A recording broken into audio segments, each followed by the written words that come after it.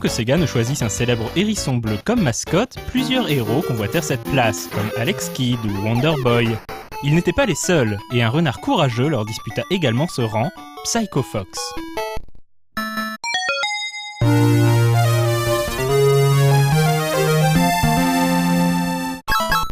S'inspirant de rites ancestraux japonais, et notamment des cultes et des sanctuaires Inari, Psycho Fox nous conte la lutte de plusieurs renards contre l'un des leurs, Mad Fox Daimyojin, qui a mis en œuvre un plan machiavélique en s'appuyant sur des créatures malfaisantes, et ce, afin de conquérir le monde. Ces bons renards, élevés au rang de grands prêtres dans leur sanctuaire, disposent de pouvoirs supranaturels, et mandatent donc l'un des leurs afin de mettre fin à la domination de Mad Fox. Et celui qui est choisi, vous l'avez deviné, c'est Psycho Fox. Sorti en 1989 uniquement sur Master System, à première vue Psycho Fox est un jeu de plateforme des plus classiques. On y incarne donc le renard du même nom au travers de 7 mondes, subdivisés chacun en 3 niveaux. Ces derniers, s'ils ne sont pas forcément très longs, ont la particularité de se développer beaucoup dans la hauteur. Plusieurs chemins sont donc possibles pour rallier la fin du niveau. Une pseudo-convention veut que plus l'on emprunte un chemin dans les hauteurs, moins l'on éprouve de difficultés à traverser le niveau. Cela reste assez discutable, car malgré son côté enfantin, induit par ses graphismes colorés, sa musique entraînante ou encore l'absence totale d'indications textuelles lors des phases de jeu, certains passages plutôt ardus ont pu provoquer quelques crises de nerfs chez les joueurs, tout comme chez l'auteur de ce texte.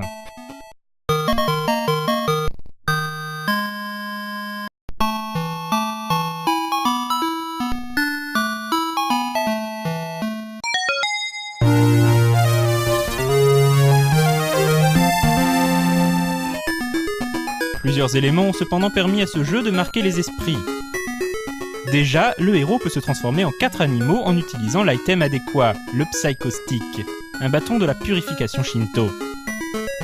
Le renard est donc l'animal de base, aux stats plutôt classiques, mais il sera également possible d'incarner un singe, qui a la particularité de sauter plus haut, un tigre, qui peut courir très vite, ou encore un hippopotame qui peut casser des pierres, et ainsi atteindre des passages inaccessibles autrement. D'autres items sont à la disposition du joueur. Il existe en effet des potions magiques d'invincibilité, uniquement valables contre les ennemis, et des effigies de paille qui permettent d'éliminer tous les adversaires présents à l'écran. Ces items sont disséminés dans des œufs tout au long des niveaux. Ceux-ci peuvent contenir également des vies supplémentaires, des bourses à utiliser dans les stages bonus à chaque fin de niveau pour obtenir des items et des vies supplémentaires, ou encore Birdfly, votre fidèle compagnon de voyage. Agissant comme un boomerang, il permet d'éliminer les ennemis à distance, et perché sur l'épaule du personnage, il agit comme un garde-fou. Si vous vous faites toucher à ce moment-là, vous ne perdez pas de vie, mais vous ne pourrez plus utiliser Birdfly, ce qui est en fait très pénalisant. Il faudra alors éliminer les assaillants avec vos poings ou en leur sautant dessus. Mais l'inertie très poussée aura vite fait de vous précipiter contre l'ennemi que vous vouliez supprimer. Si les différents ennemis ne sont pas très variés, la complexité des niveaux et les nombreux pièges tendus rendent le challenge élevé. Pics, eau et même des ennemis cachés dans les œufs, ceux-là même qui contiennent les items et bonus. 3 boss ponctuent chaque fin de monde, que vous rencontrerez donc 2 fois en tout. La fin du 7e monde vous permettra enfin d'affronter l'infâme Mad Fox. Très charismatique avec ses lunettes de soleil, il est paradoxalement assez facile d'en venir à bout car il suffit de le toucher à 3 reprises pour ce faire. Signalons enfin l'existence de Warp Zone à travers les différents niveaux.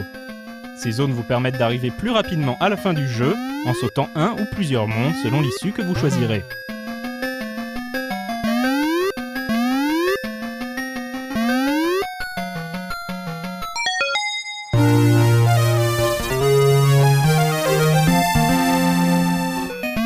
Si Psycho Fox n'aura jamais l'honneur d'une suite directe, il fait en réalité partie d'une trilogie initiée par son développeur Vic Tokai.